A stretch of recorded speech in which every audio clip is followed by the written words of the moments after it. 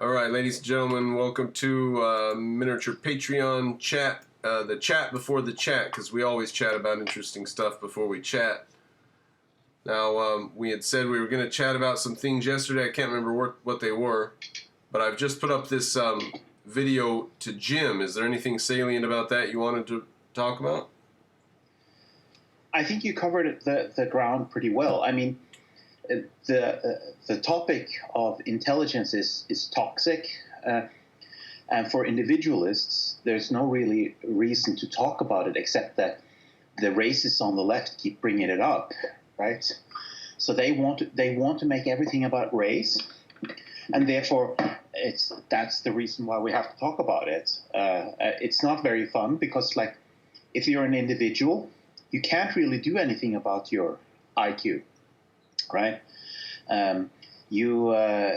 therefore it doesn't play any role in your own life, except for one thing. It's that you should probably, just like you should know your height, you should know your weight, you should know your strength, you should know your limitations for various things, whether you're easily nervous or if you have a shaky hand, if you're going to do some.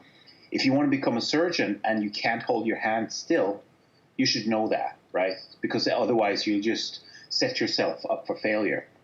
And by the same token, for the same reason, you should know your eyesight if you want to be a pilot, and you should know your IQ if you want to go to university. But what would we limit? How, when, and what would we limit if we knew our IQ? Would we stop ourselves from going? Would we say, okay, I've got too low of an IQ, I'm not going to try to be, I won't even try to be a lawyer? Yep, that's right. That's exactly it. Yeah? Yep. We would actually lock ourselves. Now, would society build these recommendations of IQ levels, or would we just adopt them individually on our own judgment? Individually. I would, of course, in practice, if people, before it was outlawed in America, people did take IQ tests. Now they're not allowed to do that as admissions test. So now they have to have a proxy for an IQ test, which is a university degree. Yeah. Notice that the IQ test costs like $10 to take, 10 minutes or 30 minutes of your time. Anyone can do it, and this gives the most information to employers. But you're not allowed to do that, so you have to get go into debt for $500,000 just to basically prove that you have an IQ above a certain level. And that has become so valuable now that everybody's getting those degrees just because of the value of the degree. And that has made the quality of the degree go down, because it doesn't really matter what the quality of the degree is, just whether or not you have the degree. So the quality of the degree itself has gone down and down and down to the point where it no longer serves the purpose it used to. It used to indicate your ability to be an intelligent adult, and it no longer does. Having a degree is now an indication that you might be insane. Yeah, actually, that's a weird thing. It's like, in order to believe insane stuff, you have to have a high IQ. Like, stupid people can believe stupid things, but to believe insane things, you can't just be stupid. Like, for instance, the belief that there's no such thing as biological sex. You know, I'm wondering about this. I think I would state it maybe like this: to move very far from the original assumptions that you were taught or you learned, you have to be quite intelligent. So if you are given incredibly insane assumptions just handed to you from birth, you can accept really insane views.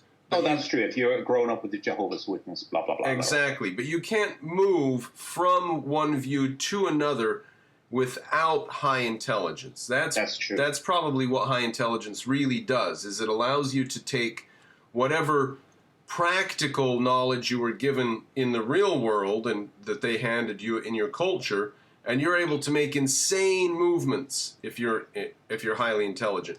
regular intelligent people can just play with what they're given. So it's probably this danger of creating a utopia that's unrelated to anything that's come before that highly intelligent people are particularly dangerous for. Yeah. And the idea that you have to become something working with the mind in order to be a valuable human, and by mind I mean cognitively challenging. Every human work requires the mind. Even if you are pick up trash, you do that better than a machine or an animal can do, right? So even something as trivial as that is mentally challenging. So, for instance, that is precisely the reason why garbage is sent to India for separation, instead of having a machine that separates out the garbage. A machine doesn't have the intelligence of a 2-year-old. It's not able to do that. So, but my point was that we have a fetish for high IQ tasks. So everyone wants to become a lawyer. Everyone wants to become a rocket scientist or whatever, right? And if you're not this, then you're somehow not a good human being. And now awful. that part's true. I'm not sure everyone wants to be a doctor or a lawyer, but everybody feels guilty if they're not. But it shouldn't be like that. Yeah, it shouldn't be like that. I mean, I really don't want to be a doctor or a lawyer because that would involve 70 hours a week of real drudgery, whether or not I wanted to do it that week. And the life I've chosen, I can sort of do quite a bit with my week, and I can move from one city to another where a doctor or a lawyer can't really just pick up and move if they want. Because they have a practice, right? Yeah, they're wedded to their practice. There's a million degrees of freedom I have that a doctor or a lawyer doesn't have. I really, really don't want that lifestyle, and a lot of people are jealous of the prestige and the money, but they don't want to do the work to do it. And so our culture guilt trips them and says, shame on you for not having a high IQ profession and a 6-figure income and a career and huge success. So right. That's a very small percentage of the population that's going to be able to do that, though. And the thing is that before, university was designed so that only high IQ people could ever have a chance of getting in, right? And that's the way it was supposed to be. Because you didn't want everyone to have a university degree because they had other jobs they needed to do, right? Someone has to be taxi driver. Someone has to be a plumber. You don't need a university degree for that. And that's wonderful. The fact that you can get an honest and decent job without having to go to university, that's great. What's wrong with that? This fetish that unless you are a professor, then you're nothing, that's insane. And it's such an elitist, snootish thing. And it's like the cognitive elites. That's really why they don't want to talk about IQ. Because if you say to them that IQ is heritable, then they have to face the fact that they truly value high IQ, and they look down upon everyone who doesn't have a high IQ. Yeah. Now, if they get to say what they want, they say IQ is not heritable. No, absolutely not. They will say that IQ is a social construct. Yeah, and the people who have the highest IQ claim that IQ doesn't matter. Now, it seems like an insane bit of ground for them to try to stand on, to say that IQ doesn't matter and everybody needs to go to college. Why do you need to go to college unless, intelligence and education make some difference in your life? Oh, no, but they would say that everyone can, if intelligence is not the same as education. Is that right? Right. But they will claim that it is. They will claim that you can raise your IQ by going to college. You can't.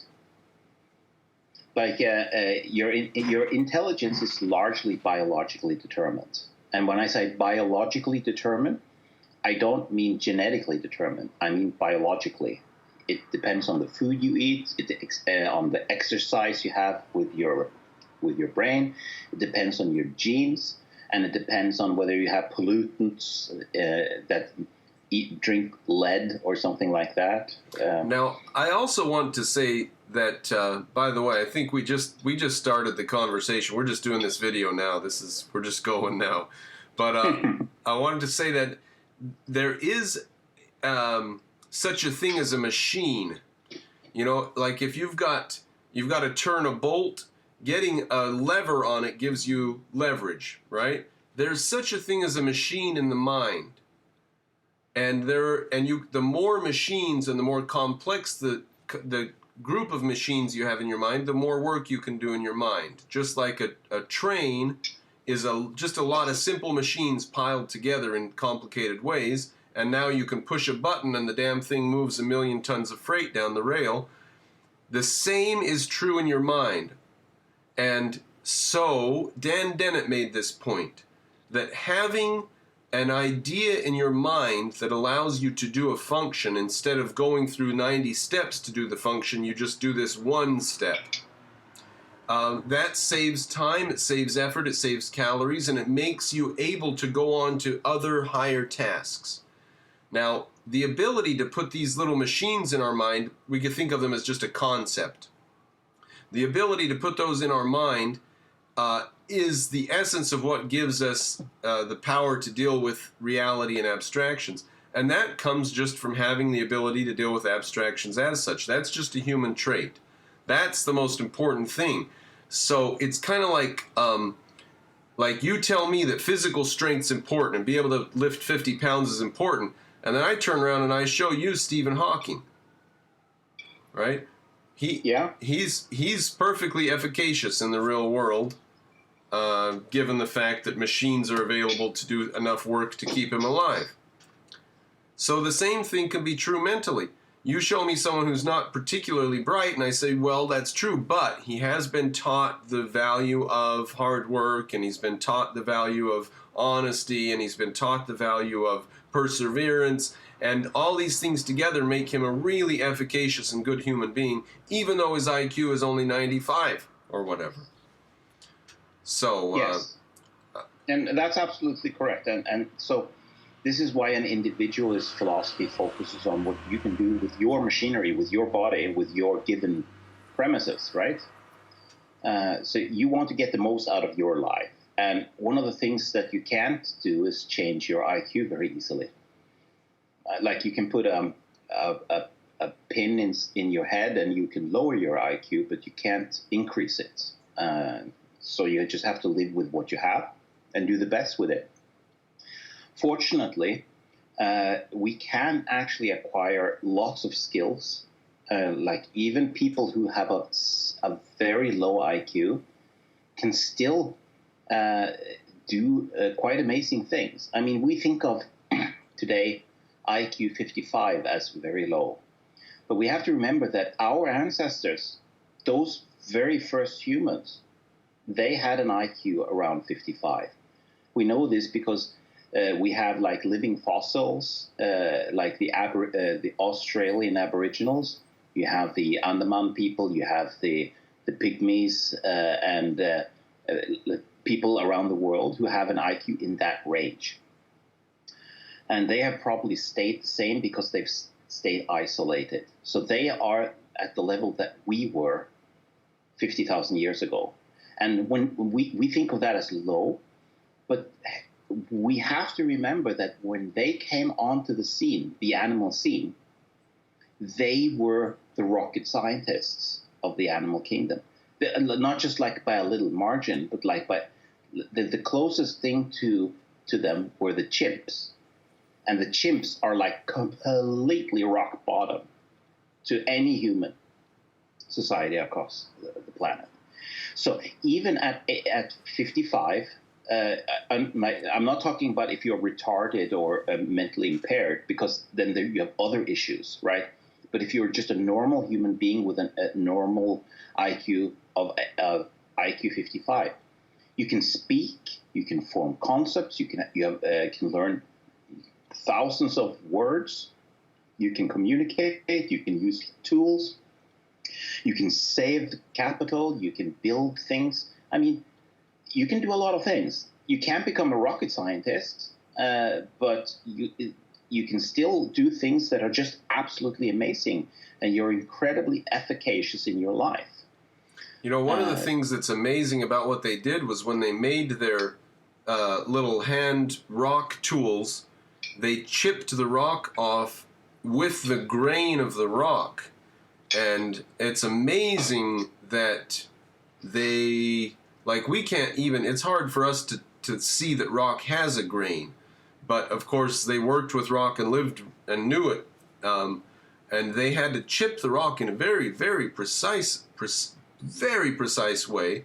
And these are people 7 million years ago. These are people 6 million years ago. Yeah, so we find, it's not, I don't think it's 6 million years ago. I think the earliest... Maybe it's 700,000 that I mean. Yeah, that's more correct. The first, like, real humans were about 2 million years ago. I think it's Homo erectus. And that was around the first time we see tools.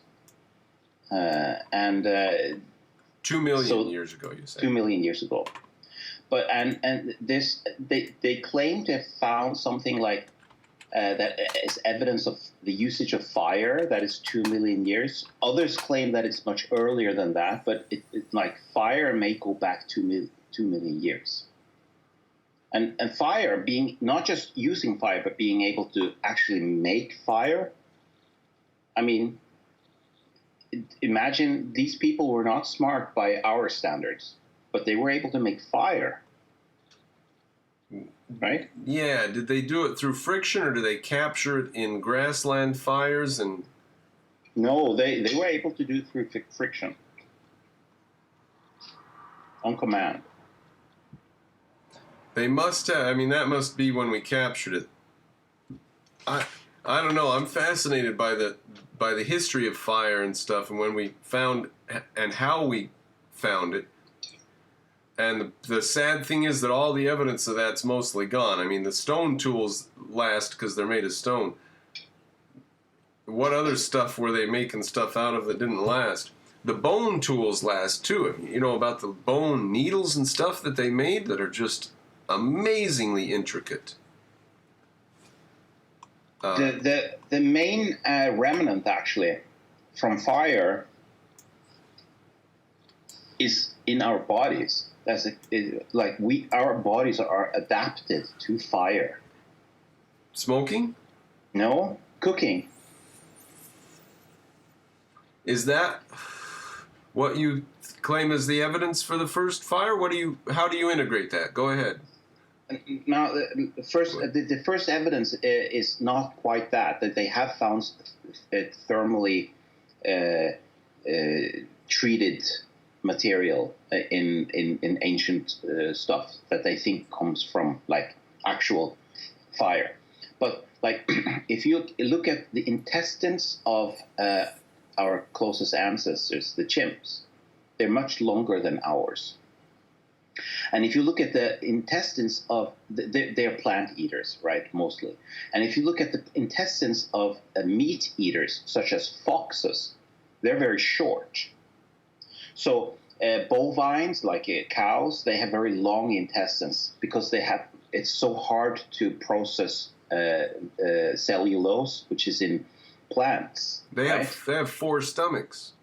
Yeah, something like that. Like they if you just look at this, a gorilla looks fat because he has a big stomach, but he's not fat. He just has a big gut to break down the stuff that he's eating all day, right? And we humans have something in between, like a meat eater and a vegetable base or what's it called? Vegetarian? Like, I think they're omnivore and herbivore. That's it. Carnivore, herbivore. Carnivore. We're omnivore. We're omnivore, but In fact, our intestines have been severely shortened. So we resemble more like a carnivore than a herbivore. And the reason for that is because we're able to cook the vegetables. So we get more calories out of them when we cook them.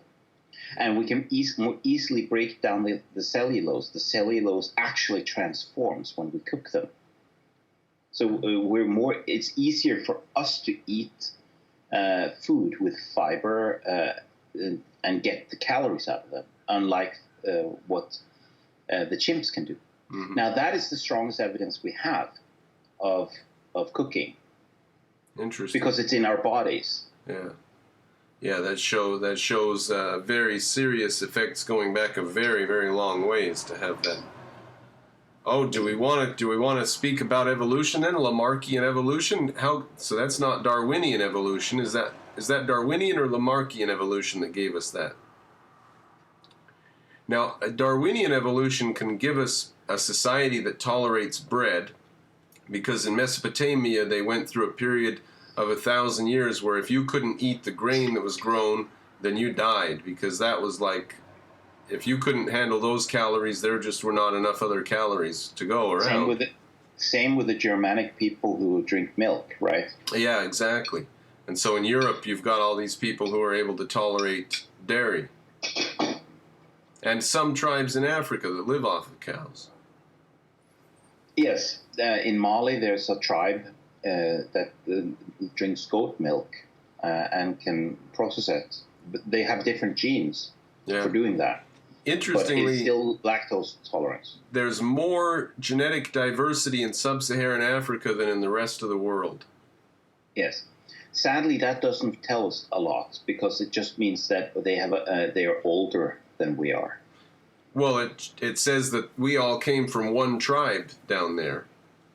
Yeah, it does tell us that this is the birthplace of humanity, more or less.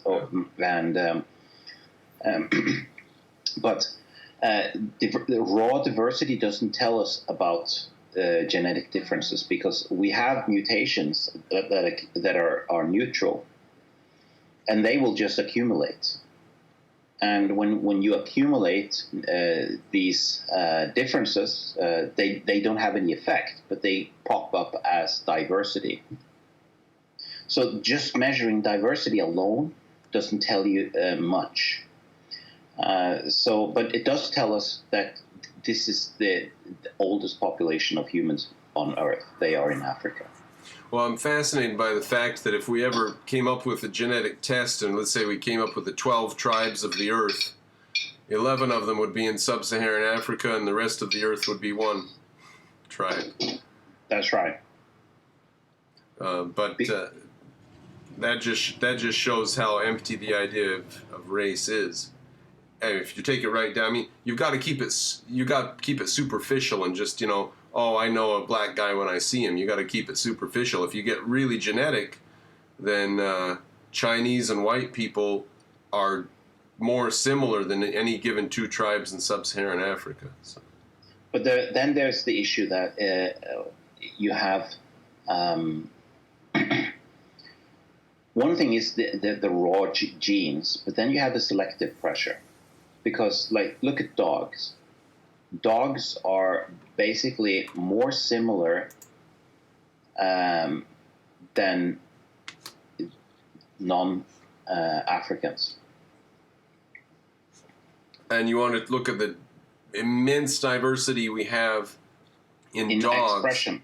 Yeah. Like the genetics is almost identical. Yeah. But because of selective breeding, they look very different.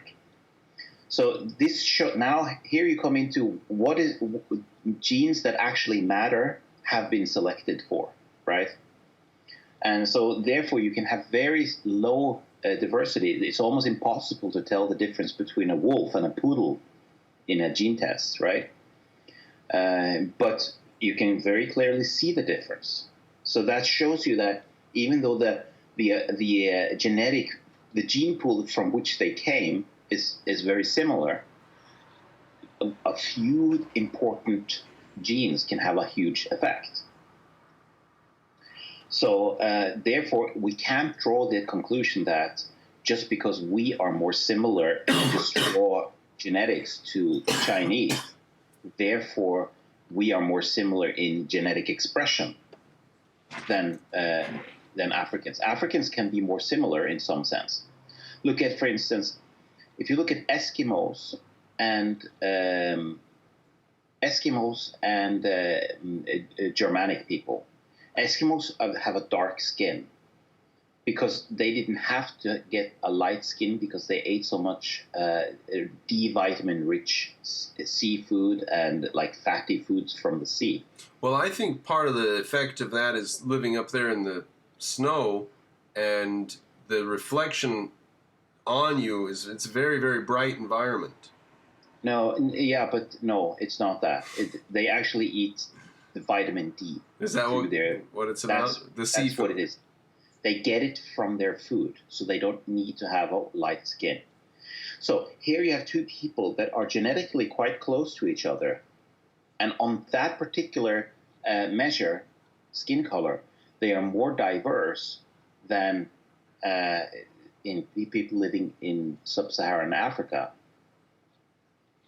Now, right? Now, are you going to be able to say that just a few small genetic changes are a difference between an African and a European?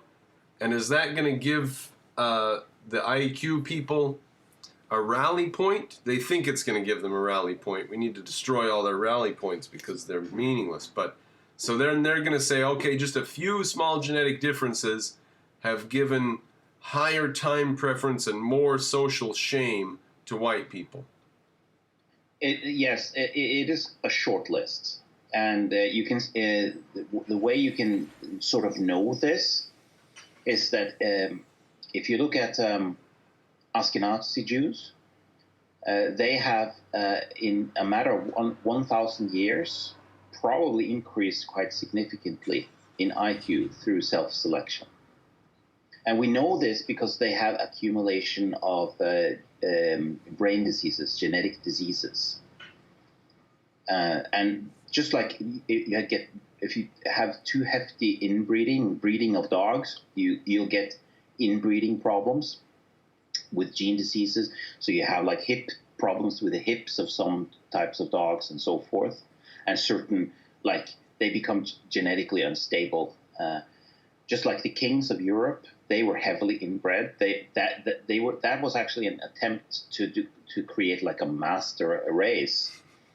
And it didn't work very well because the inbreeding was too heavy. With the Ashkenazi Jews, the inbreeding was not so strong. It was still quite hefty because, like, if you look at Ben Shapiro, he did a gene test, and he says, according to the gene test, he's 100% Ashkenazi Jew. Wow. So basically, like, his family has no inbreeding of others than Ashkenazi Jews going back like a really long time. Yeah, that's scary. Yeah. And this is true for many Jews, that they had a lot of inbreeding, but they had a larger pool to breed in.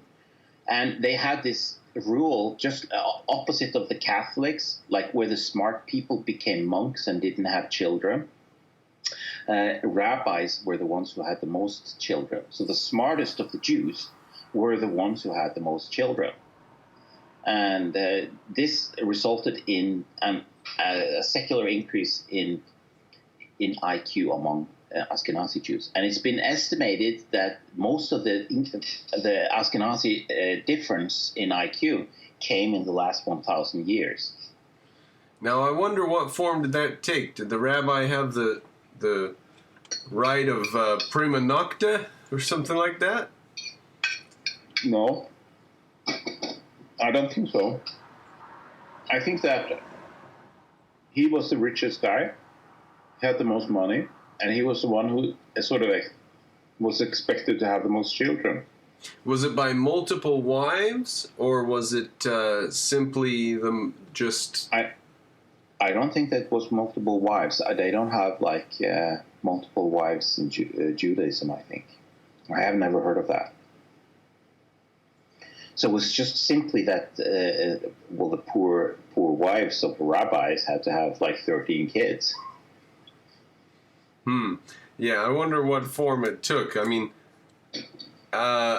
it may have been a multi woman affair, harems of some kind or something like that, because we definitely see that behavior happening in religions.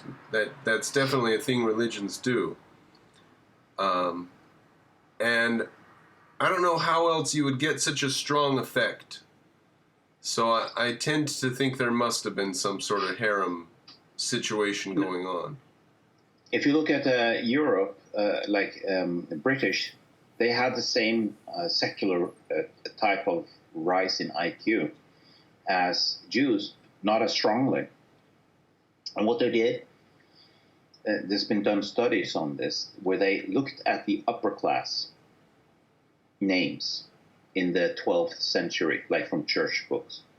Those noble names, what happened is that they had so many children that they had to move down. There was not enough room in the nobility for them, so they had to marry down. And then they looked at the criminal names, surnames, those people who were from the lower classes, and those names were basically hung for, like, if you stole a loaf of bread, you were hung. And so over a period of several hundred years, those names became rarer and rarer in Britain, whereas the nobility names became more common. That's natural selection. And this happened over only a few hundred years. And what they notice is that they credit much of like the reading to the Bible and so forth, but literacy rate. But then they see that there's something strange going on with the literacy rate, because it increased just every year a little bit. It was a smooth increase. It wasn't like now come Reformation and now all of a sudden people learned. It's just like a gradual climb in literacy across hundreds of years. This implies that this is not like a cultural thing, but actually just a cognitive thing. That more and more people were coming above the IQ threshold for reading, and were just therefore naturally learning to read more easily. And so even in Britain, we see signs of natural selection on IQ just in the last 1,000 years. Not necessarily by 10 points, but perhaps by several points. Well, is it on IQ or is it on behavior? I mean, they're getting rid of criminal people. I guess, but most likely on IQ. Criminality is linked to low IQ, though. So peak in modern society, peak crime is 85 IQ. So the idea here is that if you have an IQ lower than that, then you're actually not smart enough to be a criminal. And if you're above 85, then you're probably smart enough to do something other than being a criminal. You're able to understand that the consequences of your actions are more severe than the benefit of breaking the law. That's one thing, and the other thing is that you also have more abilities to do other things. Yeah, it's like becoming a drug overlord is not your only work option. Right. And then people below 85 can't even conceive of. They've been told it's wrong to steal, so they don't steal. Period. They can't even think outside the box. If they wanted to be a criminal, they will be outcompeted by the smarter criminals. Yeah, they'll end up getting caught. They won't get away with it. Yeah. So therefore, there's a peak IQ, crime IQ of 85. And what's very interesting is that this is colorblind. In other words, if you segment people into look at one race separately from other races, like each race on its own, then it's the same peak at 85. And like almost all racial characteristics disappear when you just segment into the actual IQ score. But then we see larger numbers of blacks. Well, the average IQ of blacks is actually around 85. So the peak crime rate coincides with peak black IQ. Not peak, but like a maximum amount of people. So they have the largest population just smack in the middle of peak crime, which translates into very, very high crime rates compared to other groups. And right. that's true everywhere in the world except St. Lucia, right? So, yeah. Well, it's 95% black in St. Lucia, and they have low crime rates. And it turns out that it's not enough. Just IQ is one of those characteristics that you can use for predicting crime. But I mean, ideas matter, right? So in St. Lucia, they've had 200 years of British rule. And when I say British rule, they have been their own country, but they just, for some reason, they just kept the British common law. And the upper echelon of society, there are some whites there also. They're like a few percent, and many of them are they are judges and stuff like that. So the criminal system in St. Lucia is run by the upper class, and many of them are whites, British. So when you have a British system that's been maintained without too much corruption, people just tend to not become criminal. Well, we don't give much credit there to blacks running their own country if whites are running the place. Well, I'm just stating the way the things are, right? Right. Well, I was trying to give us an example where a black country didn't have high crime and wasn't hopeless. Oh, I see what you mean. Come on, but maybe we can't. I mean, we're also we're never going to find a white society that's as kowtowing and peaceful as the Oriental societies tend to be. They tend to be. That's true. But also, there's one thing that it's worth adding in here is that what we call corruption in the West, that's what is everywhere else is called culture, right? Yeah, we say they stole from City Hall, and they say, no, there was just money left laying on the table. It's not my fault. I would have been stupid if I didn't know, and my relatives would have chimed me if I didn't take this. And somebody else would have taken it if I didn't. Yeah. That's how it was in Detroit when the blacks took over. All the whites left, blacks took over, and they just looted. They looted the government, including selling art from the Detroit Museum. There is an interesting story about, I can't take the source now, but there was someone who went through the data on so-called free men. What's he called? The free man?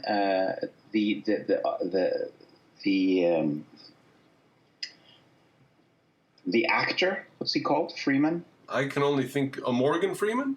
Morgan Freeman, yeah. The name Freeman comes from I'm a free man, right? And in the north, in Chicago, there were lots of free men living, like free blacks. And they had never been slaves. Either they had been slaves and had been able to buy themselves free, like as in ancient Roman Greece, right? Or they were simply not, they were never slaves. They were immigrants like everyone else. And these people lived in Chicago, and prior to the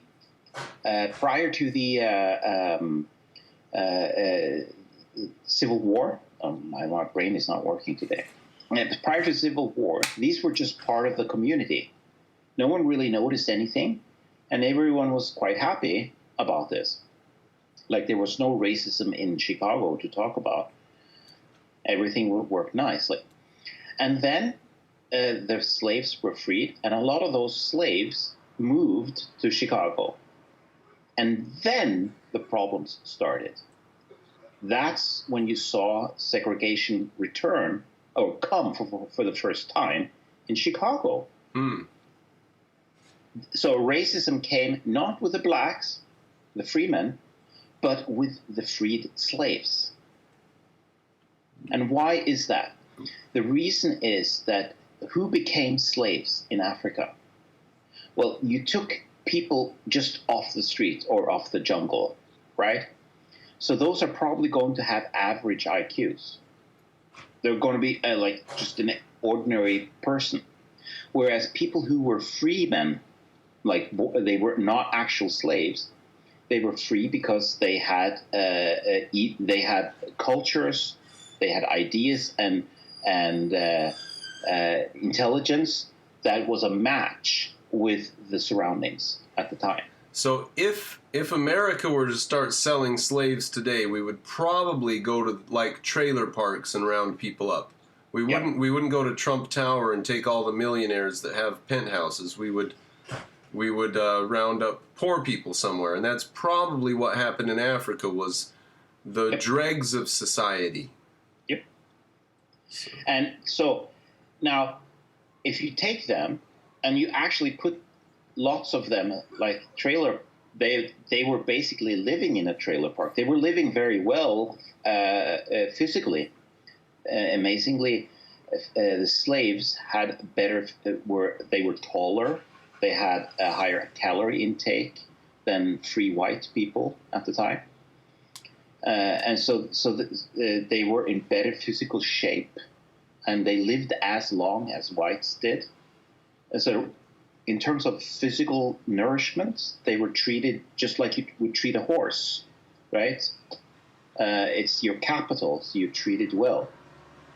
Yeah, I've read accounts written by escaped and freed slaves. So I know there was one woman who was trying to save up money to buy her independence, and her master borrowed the money from her and never paid a penny of it back. It took her years and years to get that little bit of money together, and then she was back to zero and had no recourse. She couldn't, she was robbed. Yeah, no, of course. Yeah, no, I mean, you can find lots of stories like that, obviously. Yeah. But I'm talking now about just like, if you look at the books that they kept books on, they weighed the slaves, they measured the height of the slaves, and you compare those data to the physical data from free white men, like farmers and stuff like that in America. The blacks were in better physical shape, and they lived as long. They kept track of when they died. So they were kept in quite well by physical standards, just like you would keep a horse or a cow, right? You feed the cows, you feed the horse because they're capital. The farmer doesn't want to mistreat his animals. So physically they were kept, but the problem is mentally, I mean, they were treated as slaves, right? And so what kind of skills were they given? None. Were they given any kind of education? No. I mean, you had the house Negroes. Some of them learned to read because they were given the special role in the house. But apart from those very few house Negroes, then most of them never learned to read. They never learned to do any kind of civilized work. They were treated as animals, like cows. They were treated well as cows. They built up bad habits, expecting food to just come. If you like, they didn't build any kind of civilization. How could they? They were slaves, right? So when they went left out into the wild, it was like the Soviet Union after its collapse, like Russia. They didn't have any way of creating a free market institution there, because on what grounds did they have that? They had no culture for that. So even today, when you look at Russia today, it just doesn't look very healthy. It's still in a mess 30 years later. It's terrible that the Soviets destroyed the culture of Russia and then fell apart and left a wasteland of far leftist nihilist values. Yeah. And all the old, Russia used to be a grain basket, used to export grain to the world. And that's all been destroyed, and their whole culture's been destroyed. Yeah. So what happened is that blacks were taken from Africa, and they didn't have much of they didn't come from civilized places. They didn't bring culture from Africa. They were sort of cultural blank slates. Now, how many of those free men in Chicago had been free for several hundred years, going back to the islands and stuff like that? I mean, there were Hamilton. Hamilton wasn't he mixed race? Wasn't he mulatto or something like that? Or he was a bastard child. That's right.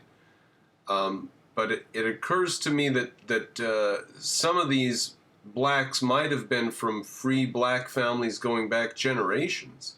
Oh yes, they were. Like, few people know this, but the first slave owner in America was black. Yeah, I've heard that. And this goes back to the 16th or like the 17th century, something like that. Yeah, the 1600s. 1600s, yeah.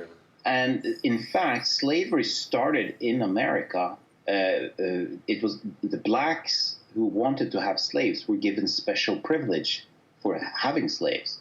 That was normally not something that belonged in America, but they were given special privilege for this because that was their culture. Slavery was part of African culture at the time. I mean, why do you think that the Saudis have slaves today? Like, you find slaves all over the Arab world. They live right next door to Africa. And when they came with their boats and troops to Africa, they were met with rich kings who sold them slaves, rich black kings. So they traded, they got the gold or whatever from the Arabs, sent or like muskets or whatever, and they got slaves in return. So slavery is now part of Arab culture and has been for 4,000 years, something like that. And that's because in Africa, slavery was a big thing and still is, right? So you have tribal warfare, and they steal from each other, and they enslave each other. Well, even today. Also in India with the caste system. Yeah. Now you do. The strange thing about India is that you don't really have slavery as much as you have indentured servitude. Yeah. Well, the caste system is a form of societal slavery. Yes, but it's not downright slavery, as in we're selling human beings. Right. Right. Whereas in Africa, this was the standard.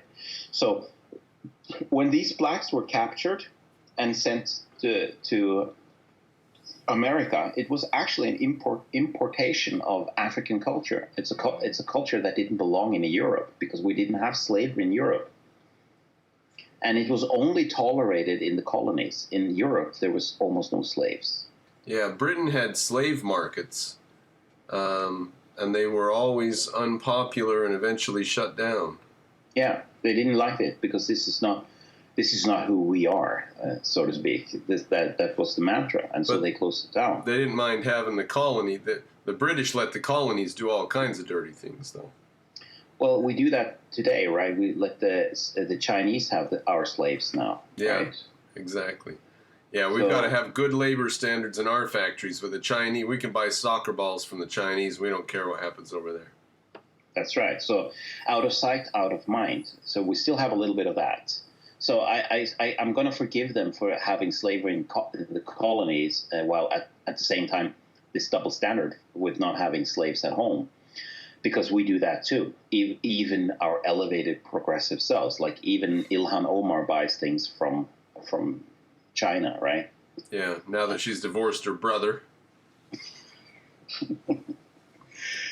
But what's interesting, and this is something people don't know, is that if you just look at the IQ scale, like the bell curve of blacks in America, you would think that there are no people who are black who have a super high IQ.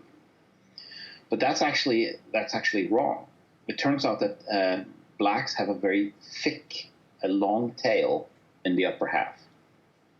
So they are much higher percentage of people with high IQ among blacks than the bell curve suggests. It's not a perfect bell curve. It's asymmetric. You mean it's not as thick on the lower side? Not as many dumb blacks? It's certainly not as thick on the lower side, but it's much thicker and longer on the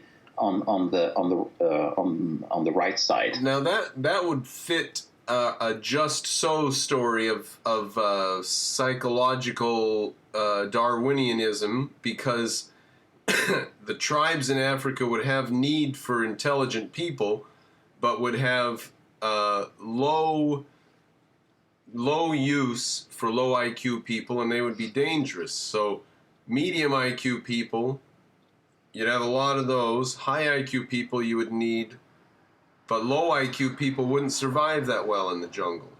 Whereas white people, we can have a long tail of dumb people because we can keep them alive.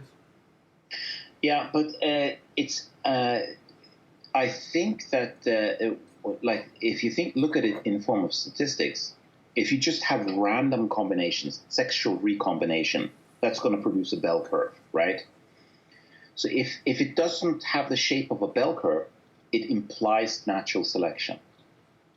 It implies that there's a selective pressure going on, and that the bell curve is actually shifting in one direction. And you're saying the blacks are shifted towards intelligence?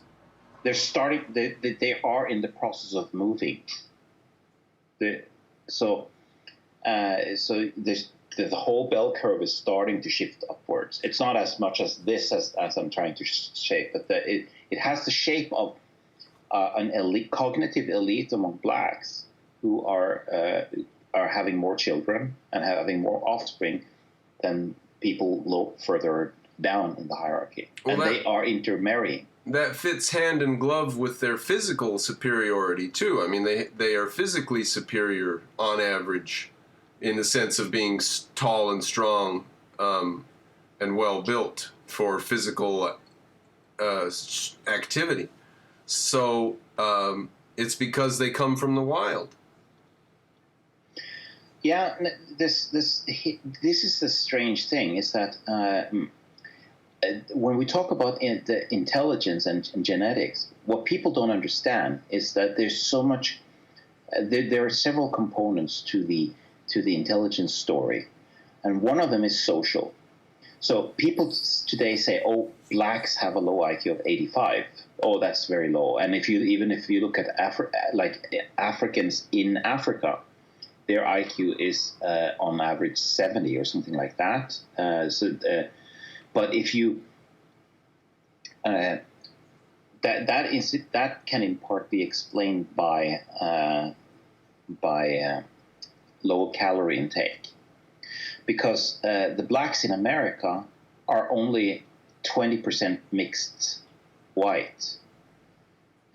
So if you do the calculations and take a mixing of the white IQ and the black IQ, you can actually calculate what a well-fed African, pure black, what he should have in IQ if he lived in a high IQ society.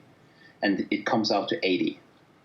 So even though IQ in Africa is 70 on average, if they were given enough education and enough food living in an advanced society, their IQ would rise to 80 just on that alone.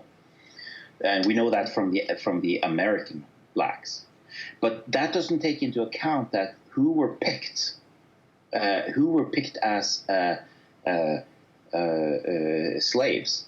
Were they below average? Like, were they the trailer park blacks? If so, then the blacks in Africa have a possibility of going even higher than 80. It could have been the dregs of society, but it could have also just been a broad cross-section, like capturing the enemy in a battle or something. Yeah. So it could, I would say average is probably more likely. Like if you just take the average, you're probably closer to the truth. So, then why did I start out by that, really? I was trying to work myself towards some kind of thing here. It's always when you get lost in some kind of argument. So, yeah, here's the point. We think of 80 as low, but we can't forget that blacks are not just black. The pygmies and the Bushmen in Africa, they are like the primordial Africans that are more like living fossils of how our ancestors were 50,000 or 60,000 years ago. And their IQ is around 55, 60, something like that. So the blacks that we call blacks today, the Bantu tribe, and for instance, the tribes of Ilhan Omar and so forth, they have an IQ that is more than one standard deviation above the pygmies and the Bushmen, the Zan people, and more than a standard deviation. That would be higher up the scale than Ashkenazi Jews would be compared to Europeans, right? So that's a big jump of some kind. Yeah, and so we can't just say that people who live in hot countries they stay at low IQ, because how do you explain that the average African today has like more than a full standard deviation higher IQ than the original people who lived there 50 to 60,000 years ago? Well, because IQ does help over time. It's just not quite as important in a warm environment. You live in the Garden of Eden. Why did it trees. Increase? Because the people who are smarter are better at survival. But why? What made that? What did that make? Why couldn't they just stay at 55 like the Aboriginals, Australasians? Why couldn't they stay at 55? I mean, I guess some did. It increase everywhere? It increased more in Europe and in Asia, but it increased a lot in Africa, like super much. So why did it increase? And it turns out that once we had our conceptual ability, like 60,000 years ago, is almost like a switch turned on, and now we are able to think conceptually and use language. Now the social thing becomes important. Cooperation, ability to band together as a tribe to protect against other tribes. So intelligence is related to the social fabric of maintaining cohesion in a society. Well, don't orangutans and gorillas have tribes? They do, but they are not conceptual beings, so they don't have the same need for intelligence. Well, but you said intelligence leads to the ability to get together in a tribe. No. What I said is that at some point we became conceptual beings, something like 60 to 100,000 years ago. And when we became conceptual beings with modern language, modern ability to think, this is like discovering a whole new level of reality. Imagine the first, like I have a comparison here. Imagine the first bird. How did the first bird fly? Like a flying squirrel, I imagine. Yes, maybe it was able to climb in trees and just glide for a few meters like that. Yeah. And that was sufficient, like a survival advantage for it. But obviously, the difference between a bird who can fly nothing and a bird who can fly 5 meters is infinite. It's the difference between surviving and not surviving.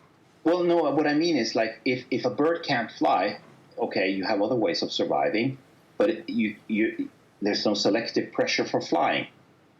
But the very moment one bird was able to fly just a little bit, just by gliding, now natural selection started to operate. Was it an advantage to fly a little bit further? Yes, it was. So those birds who could fly a little bit further to take advantage of this newly created flight, they were the one that were selected for. So I want to compare real quick the toolkits that Neanderthals have and the toolkits that Homo sapiens have been found to be carrying. Do you know about the difference in these? Yeah, very large difference. Yeah, the human had a toolkit that was very, very varied, and it was like he was going to be able to do any task he crossed. And the Neanderthal toolkit was a couple of crude things so that he could make stuff on location or something like that. How would you characterize that? I can't remember off the top of my head exactly what it was, but yeah, it does actually. It just goes to show that the Neanderthals didn't have a well-developed cognitive ability in the same way as modern human beings. Yeah. And so my point is that once we discovered conceptual consciousness and language, modern language, that is like the first bird who discovers flight. The very moment that happens, an incredible selective pressure for exploiting this new thing, fancy thing called flight, starts. So you will have birds competing with each other, becoming more and more flight-worthy. And by the same token, the very moment we had conceptual consciousness, our ability to be the most conceptual consciousness became like a natural selection target. So all over the world, no matter where people lived, no matter what environment they lived in, intelligence increased. Now, we had to win out against Neanderthals and quite a few other groups like them. Yeah. Why didn't they also have the increase? Or they did, but we increased faster? No, they didn't have the increase because they just like a bird who can't make that first 5 meter flight, he has no selective pressure for flying. Well, they had toolkits. But they obviously they were lacking something, right? Yeah. Because like I have, according to my gene test, I have 3% Neanderthal genes. So I'm one of the most Neanderthalish people on the planet. Yay! But what they found when they pieced together all these Neanderthal genes that are spread across human populations, what they find is that they find a big hole with no Neanderthal genes where we have genes coding for our brain. Interesting. We didn't have, so if those genes got over into our gene pool, they got selected out immediately like that. Though we are not survivors of those Neanderthals hybrids, because they were probably not very good at whatever. They couldn't speak. They were like basically dumb. So basically those Neanderthals who survived with human interbreeding were those who had the human mind and nothing of the Neanderthal mind. That tells you everything you need to know. Yeah, that's interesting. So the Neanderthals just didn't have our machinery for conceptual thinking. But my point was that the very moment the machinery was selected for, or discovered the first time by nature, like 70,000 years ago, an immense selective pressure started, not only in people who lived in certain environments, like up north. It started everywhere, because everywhere it was an advantage to take advantage of the conceptual framework, which required higher intelligence.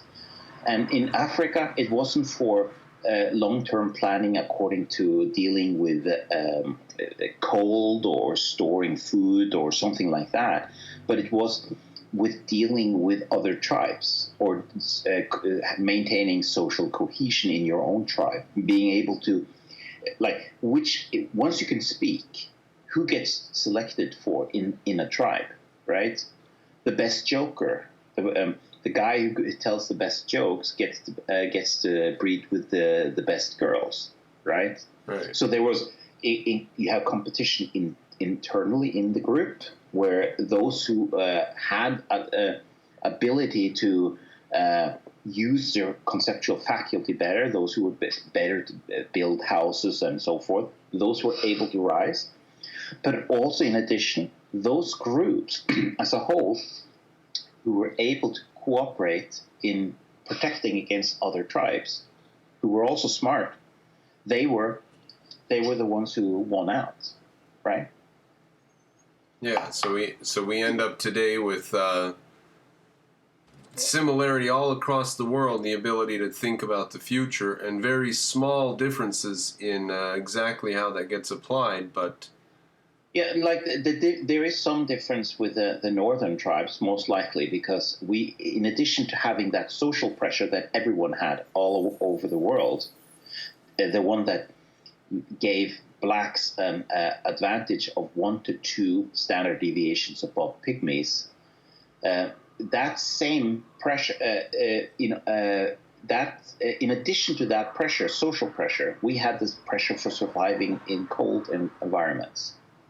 And not just cold environments, but specifically cold agricultural environments, subarctic agriculture. So if you look at, for instance, the Eskimos, the Inuits, among tribal people who can't read and write, they are the ones who have the highest IQ. Yeah, you've got to have high IQ to survive up there. And they have an IQ which is not quite as high as the European average, but it's close, right? So the typical Eskimo is almost as smart as typical European. And the difference between those is most likely that doing agriculture in a subarctic climate is a little bit more cognitively demanding than being a hunter-gatherer in the Arctic. Yeah. Yeah, so you see that there's some elements of where IQ probably played a little role, but most of the increase came from social cohesion. Huh. Well, where do we take that now? Are we? Now we've been talking a lot more about IQ than I was planning to talk about, but this just maps out basically rough cognitive capability. It still doesn't change the fact that as an individual, you're limited to what you can do, and you should focus on what you're capable of doing. And there are certain things you can do when you have a high IQ, but you don't have to do them. It's just a door opener. But with a low IQ, there are certain things you can't do. So you can't become a rocket scientist if you have an IQ of 100. Now, what should we do about people who want to try to be a lawyer even though they don't have a high IQ? Now, the best thing you can do is to be compassionate about them and tell them, look, you're not smart enough for this. And I don't think this is something that should be done in public shaming or something like that, but person to person, most likely. Like just let them enroll in university, and as they get bad grades, they'll have to drop. No, I mean, no, that's not what I mean. Like if you're a good friend of someone and he says, I want to be a lawyer, and you know that this guy here is not the smartest guy in the world, then you say, are you sure you're up to this? I think you should take an IQ test and check if you can actually do this. Well, how do we know there must be dumb lawyers. Yeah, I think that the average IQ for lawyers is something around 110. So they're not super smart. Right. But of course, the best lawyers, they do have a high IQ. Yeah. Well, the best plumbers have a high IQ. That's true, but there are more high IQ lawyers than there are high IQ plumbers. There are probably more lawyers than there are plumbers. Well, that's not a good sign. I prefer the plumbers. I'll bet there are more lawyers than plumbers in America today. You can get a meeting with a lawyer on a half hour's notice. Maybe not the lawyer you want, but you can meet a lawyer on a half hour's notice. Yeah. Try to get a plumber to your house on a half hour's notice. Try. That's not going to happen. It's not going to happen. It's going to take you 2 or 3 days. Yeah. And it'll be unreliable, and you might not even come. It's in short supply. Yeah. And this comes from this talking down manual labor. And now I think it's good to return to this now. My point of talking about people with low IQ is that even the people we call low IQ today, like peak crime at 85, like those are Einstein geniuses compared to our forefathers who lived very well 50,000 years ago, and they were cooking food and like on fire, and they were building their own clothes, like making clothes and building huts and stuff like that. So, we shouldn't talk down intelligence. But we should recognize that intelligence places limitations. And I think that's this globalism. It's no coincidence that it's progressives that push globalism. Like the libertarians, what I call the left, basically the oblectivists, libertarian leftists and progressives, they have in common that they don't believe in IQ. They think it's irrelevant. And therefore, they say, learn to code. If you lose your job, just learn to code. Because anyone can be a rocket scientist. All you need to do is study hard. But it's not true. Everyone can't do that. And what happens is that if you have the smartest people in China, they are very poor, but they have a high IQ. Like the average IQ in China is maybe 105 or something like that. And then you have people out in the wilderness, and they live like 7 people in one little hut, and they're desperate for earning money, and they're willing to work hard at a very low wage.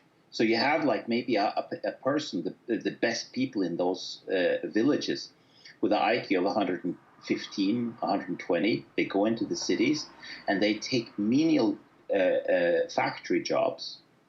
And they just work, and they do better jobs than people with an IQ 85 would, right? Because IQ helps almost regardless. So they're good. They're better at doing a good job, even if it's just a factory job. The funniest video I've seen lately is Chinese people working in Africa, and listening to the Chinese lecture the Africans. Said, you had this railroad built for you 70 years ago. What did you do to it? Now it's garbage. Now we have to build a new one for you.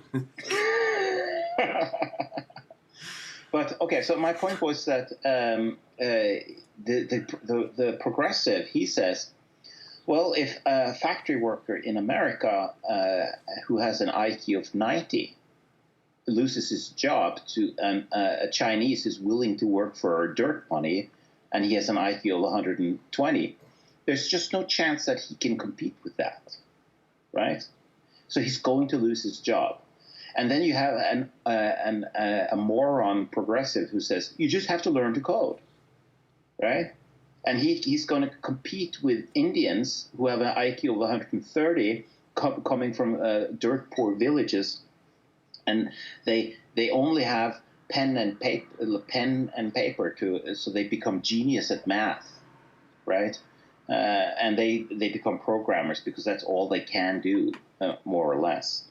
And you're supposed to be competing with them. And what do you have to offer them? Nothing. But in the mind of the progressive, this is just the way things should be because it's so-called competition.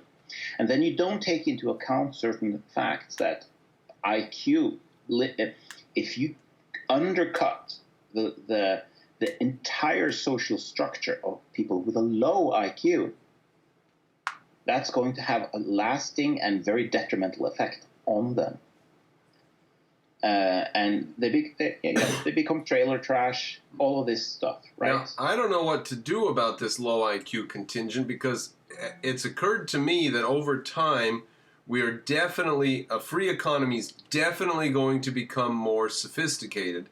And a farmer today needs to know more than a farmer 50 years ago, who needed to know more than a farmer 50 years before that. You know, somebody who knew a lot about horses and tech, and 50 years later, you got to know about bearings and pistons and spark plugs and rubber tires. And then 50 years later, you have to know about GPS and laser equipment to level your fields with. So I don't see any end to the increasing requirements on our intelligence and education in a sophisticated economy.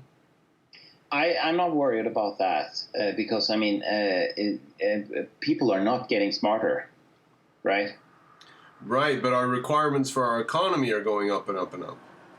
So there are two ways of dealing with that. You can either just make a society for smarter and smarter people that stop existing. Like that's what they do in the EU, basically. 10% of the population is chronically out of work in the EU. 10%.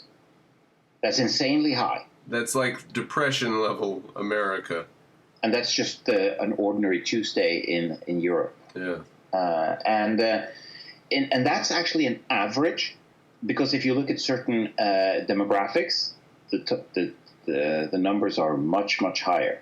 If you live in a typical socialist country like France and you're young, that pushes your unemployment higher because the employers are scared to death to employ young people that that haven't proven themselves, right? So they're very skeptical about that.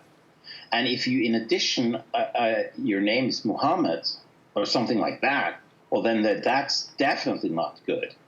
So if you come from certain regions in France, the unemployment rate is 70%. 70%. And they live on welfare. And they've been doing so for 4 generations. Yeah, and it's not a huge problem because the welfare never runs out. It's just an unlimited... So you have all these very high IQ people who are paying huge taxes so that low IQ people should sit and just destroy their lives on welfare. Yeah. That's insane. What would have been a much better system would be to recognize that IQ actually is an issue, right? And you say, let's now try to make a human-friendly society, a society that works scales across IQ, which means that you have to have people who are smart try to make work and technology and products for people of low IQ. So a person of low IQ can actually do a lot of things if you just help him along the way with smart technology. The technology makes things easier to understand. So consider the following: the average IQ, as I said, in Africa today is 70, something like that. But almost everyone has a smartphone. Consider that. Almost everyone can use a smartphone. My mom can't use a smartphone. It's too hard for her because she's too old, right? Right. So she is, and she doesn't like learning, and she has a problem with her eyes and stuff like that. But nevertheless, she's never been interested in this fancy internet thing. And she's 80 years old. But in Africa, young people, they learn this as if it's nothing. And we're talking about people with an IQ of 70, and they can learn to use smartphones. My mother is very smart, but she can't use a smartphone. You see? Yeah. Now, where is that going to go in the future for them? They're going to be able to leapfrog, so to speak. They didn't have to go through all this development. We're just handing them this stuff. Partially that, but partially it is that the smartphone is just a proof of concept. It's a proof that if you take your task seriously of making something, some task for people of low IQ, that it's supposed to be easy for them to use. I mean, we can thank basically, what's his name, Apple, Steve Jobs, for this. Because he was like absolutely tormented by any kind of button. Like it had to be so easy that basically someone with an IQ of 60 could use it. That was his goal. But if you talk to all the tech nerds, they were happy with using Linux, this, and you have to like shell interface typing, blah, blah, blah, all of that stuff, and they didn't mind that. Oh, you just have to compile it, and it'll work nicely. Like, yeah, compile. Just type in A:/C drive. Yeah, and it'll work. Yeah, and you'll be fine. Why do you have to click with your mouse? Why don't you just type in A:/? That's right. So the nerds, they didn't get this. Steve Jobs got it, and he cracked the code, and he was able to make technology for the masses. And it has such a low IQ threshold, just like phonics has, the reading of phonics. That's a low IQ technology too, that enables everyone to learn how to read. Yeah, arithmetic allows everyone to learn math. Yeah, decimal system. Try to do math in the Roman system. Awful. Yeah. So we're going to end up eventually over time with the systems that endure are going to be systems like phonics and arithmetic that allow these are the machines I was talking about at the beginning. It's a machine in your mind to do work, and once you have it, you can just do more work. It saves effort to have these machines. Yeah, and oh, all right. That's just telling me I've got 45 minutes to my, and then I'm doing an interview with the guy here, an objectivist here. That'll be coming up. All right. So is this our pre-talk, or where are we now? I think we've talked. We're at 2 hours right now. So. Oh well, 1:30. Yeah. So we can keep on talking, but like, is it? Should we have this as one segment and then another segment of some other topic? Yeah, I think we've covered this territory. Should we draw a line here? Yeah, we probably alienated lots of people. Is this like a Patreon-only thing? That was that was the conception in the beginning, yeah. But we just went right into it, went talking. No, I'll just put this up on the regular channel. All right. Maybe I'll give it to Patreon for a few days first or something. Yeah. Okay. That's okay. All right. All right. So let's draw a line.